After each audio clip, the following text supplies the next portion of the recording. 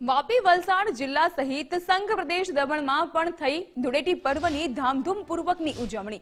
દમણના દરિયા કિનારે મોટી સંખ્યામાં પર્યટકો ધૂળેટીની ઉજવણી કરવા પહોંચ્યા હતા। મહત્વપૂર્ણ છે કે દમણ એ પર્યટન સ્થળ છે અને દમણનો દરિયા કિનારો દેશભરમાં પર્યટન માટે જાણીતો છે। તેથી ધૂળેટીના પર્વ નિમિત્તે મોટી સંખ્યામાં પર્યટકો દમણના દરિયા કિનારે ઉમટે છે। પરિવાર સાથે લોકો ધૂળેટીના પર્વની મજા માણે છે અને દમણના દરિયા કિનારે તેઓ અહીં પહોંચીને મસ્તી કરે છે।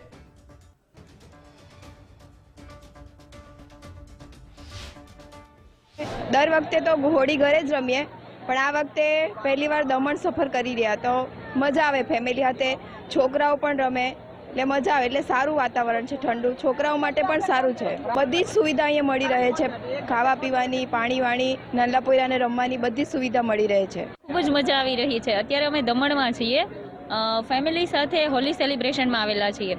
અહીંયાનો માહોલ ખૂબ જ સરસ છે, ઠંડુ મસ્ત મજાનું વાતાવરણ છે, તેમજ ચિલ્ડ્રન્સ એક્ટિવિટીઝ છે અને રાઇડ્સ પણ બહુ બધી છે।